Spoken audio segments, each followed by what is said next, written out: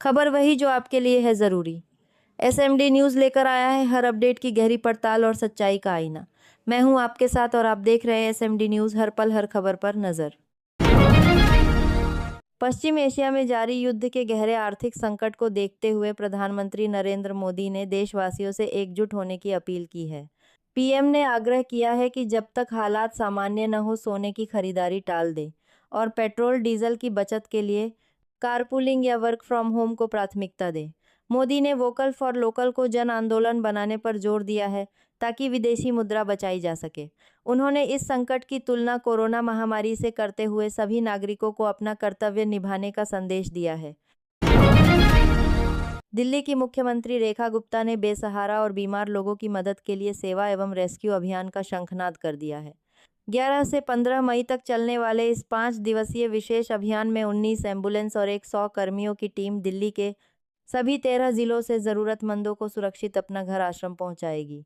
यहां टीबी और कैंसर जैसी गंभीर बीमारियों से जूझ रहे लोगों को मुफ्त इलाज, पौष्टिक भोजन और रहने की जगह मिलेगी। सरकार का लक्ष्य 300 से अधिक लोगों को रेस्क्यू कर उन्हें मुख्यधारा से जोड़ना है, जिसमें स्वस्थ होने के बाद लावारिसों को उनके परिवारों से मिलाने की भी कोशिश की जाएगी। पश्चिम बंगाल विधानसभा चुनाव में वोटों के स्पेशल इंटेंसिव रिवीजन का मुद्दा एक बार फिर सुप्रीम कोर्ट में गरमा गया है। तृणमूल कांग्रेस ने अदालत में चौंकाने वाला दावा किया है कि 31 सीटों पर भाजपा की जीत का अंतर उन सीटों से हटाए गए वोटों की संख्या से भी कम है।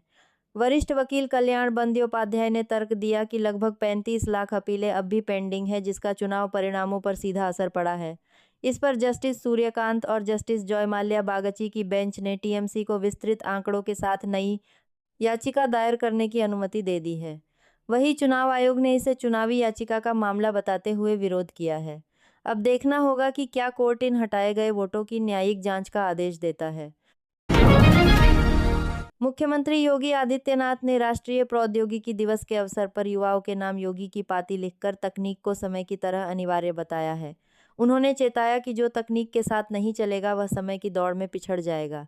1998 के पोखरण परमाणु परीक्षण और स्वदेशी हंस-3 विमान की सफलता को याद करते हुए सीएम ने कहा कि आज तकनीक प्रयोगशालाओं से निकलकर खेतों और खलिहानों तक पहुंच गई है। उन्होंने अंतरिक्ष यात्री शुभांशु शुक्ला का उदाहरण देते हुए युवाओं को नवाचार अपनाने और उत्तर प्रदेश को डीप टेक कैपिटल बनाने का आह्वान किया। योगी सरकार का लक्ष्य अब ड्रोन, ग्रीन हाइड्रोजन और मेड टेक जैसे क्षेत्रों में अग्रणी बनकर आत्मनिर्भर प्रदेश का निर्माण करना है। सोमनाथ अमृत महोत्सव के ऐतिहासिक अवसर पर प्रधानमंत्री नरेंद्र मोदी ने राष्ट्र के स्वाभिमान और अदम्य साहस का जयघोष किया। 11 मई 1998 के पोखरण परमाणु परीक्षण को याद करते हुए पीएम ने कहा कि उस समय पूरी दुनिया का भारी दबाव था, लेकिन अटल जी के नेतृत्व में भारत ने साबित कर दिया कि हमारे लिए राष्ट्र प्रथम है। उन्होंने सोमनाथ मंदिर के इतिहास का जिक्र करते हुए कहा कि गजनवी और खिलजी जैसे कई आक्रांताओं ने इस वैभव को मिटाने की कोशिश की, लेकिन वे भूल गए कि सोमनाथ सिर्फ एक ढांचा नहीं बल्कि भारत की अविनाशी आत्मा है।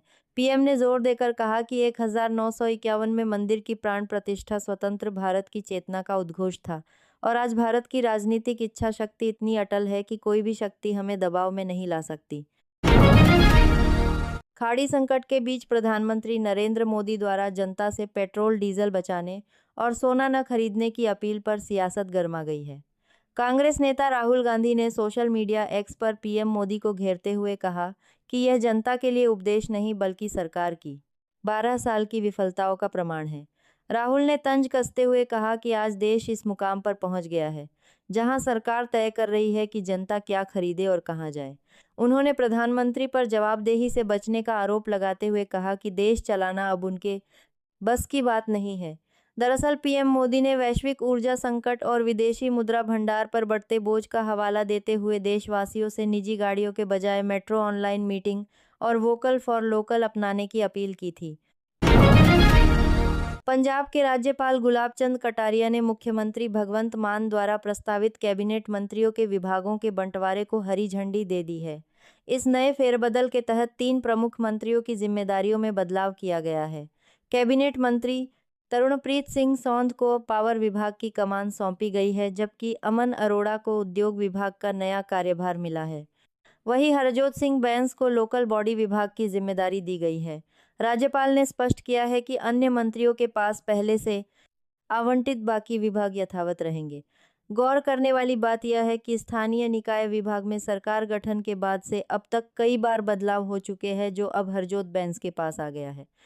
इस पुनर्गठन का उद्देश्य प्रशासनिक ढांचे को और अधिक मजबूत और सुचारू बनाना है।